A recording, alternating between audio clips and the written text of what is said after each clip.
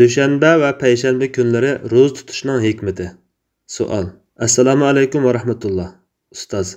Sahih hadislarda dushanba va payshanba kuni Shavval oyida 6 kun ro'za tutish ta'kidlangan va savobining ko'p ekanligi ham deyilgan. Payg'ambarimiz sallallohu alayhi va sallam ro'za tutishga nima uchun boshqa kunlarni tanlamay dushanba, payshanba kunini tanlaydi?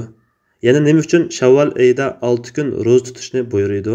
Buning hikmati nima? Javob. Va alaykum assalom va rahmatullohi va barakatuhu. Barliq hamd sanolar Janobi Allohga bo'lsin. Durud va salomlar payg'ambarimizga, u zotning oila tavobatlarga, ashablariga va u zotga toki qiyomatgacha ergashganlarga bo'lsin. Ramazondan boshqa bir necha vaqtlarda ro'za tutish mustahab ekanligi haqida hadislar kelgan. Masalan, har oyda 3 kun ro'za tutish haqida Abdullah ibn Amr ibn As radhiyallohu anhuma mundaq degan.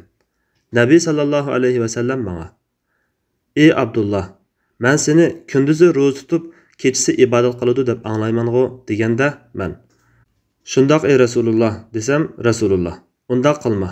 Ba'zida ro'za tutib, ba'zida tutma. Kechining ba'zisida namoz o'qi, ba'zisida uxla. Chunki haqiqatan jismoning senda haqqi bor. Ko'zingning senda haqqi bor. Ayolingning senda haqqi bor.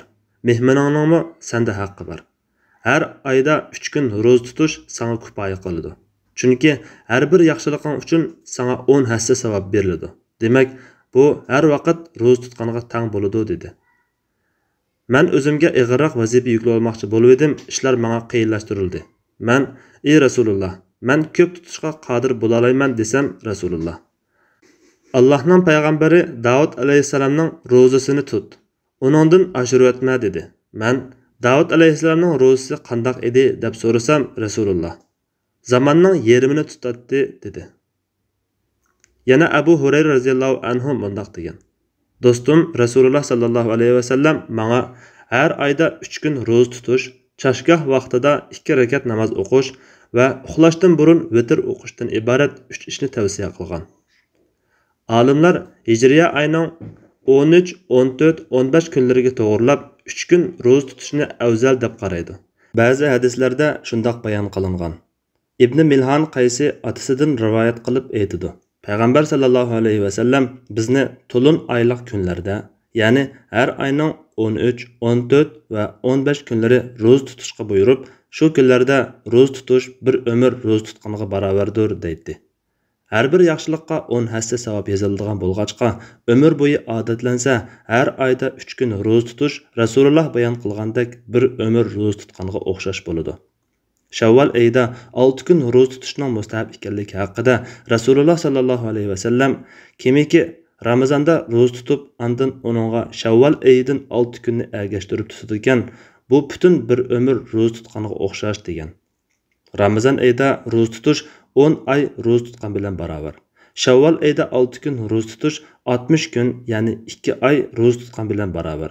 Bularni jamlasak 12 ay bo'ladi. Yana Arafat kuni Arafatdan boshqa joylardagi kishilarning ro'za tutishining fazilati Muharram oyida, Ashura kunida ro'za tutishning fazilati haqida hadislar kelgan. Payg'ambar sallallohu alayhi va sallam Ramazonning ro'zasini tutgandan sirt har oyda 3 kun ro'za tutish yil bo'yi ro'za tutqanga barobardir. Men Alloh taoladan Arafat kuni ro'za tutganlarning ilgirki 1 yillik va keyingi 1 yillik gunohini, Ashura kuni ro'za tutganlarning ilgirki 1 yillik gunohini kechirishini umid qilaman degan.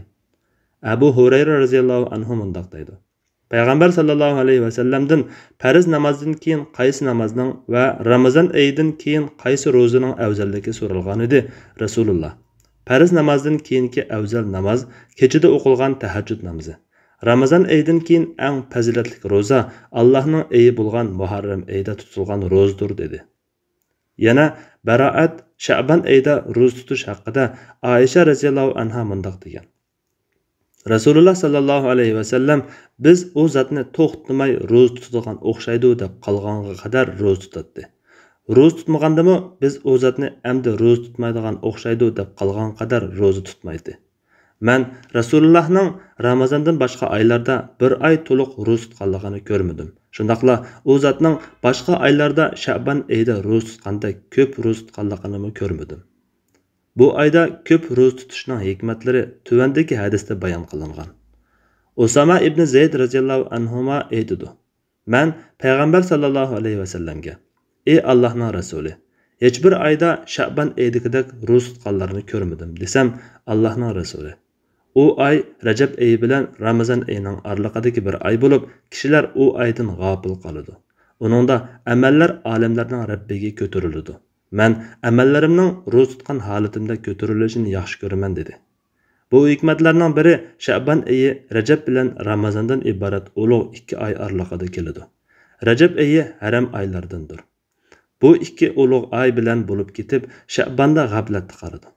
Olimlarning deyishicha, bu hadisdan kishilar g'afil qolgan paytlarda taat ibodat qilishning mustahabligi chiqadi. Bu jihatdan Rasululloh yana bir hadisda xutbani bakla kechiktirib o'qigan va g'aflat vaqtida taat ibodat qilib turishning fazilatini mundoq bayon qilgan: "Yer yuzida sizlardan boshqa hech kim bu namozni kutib turmaydi" degan. Ikkinchi hikmat: amallar Sha'ban oyida Allohga ko'tariladi.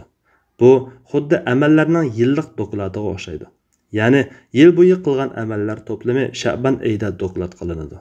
Bu sababdan zakotni Sha'ban oyida berish yaxshi deb qaragan olimlar bor. Tutilmagan ro'zalarning qazosini Sha'ban oyi chiqib ketguncha tutishmi mushu jihatdan bo'lsa kerak. Yana kelib, Sha'ban oyida ro'zani ko'p tutish, ulug' Ramazon oyini kutib olishga to'liq tayyorlanish jihatdan bo'lishi mumkin. Bu xuddi farzga sunnat orqali tayyorlik qilgandek bir ish. Sha'bandagi ro'za namozga o'xshash farz Ramazon oldidagi sunnat bo'lsa, keyindan keladigan Shavvoldagi ro'zami farz keynidagi sunnatdir. Yana dushanba kuni bilan payshanba kuni ro'za tutish sunnat bo'lib, bu haqda hadislar kelgan.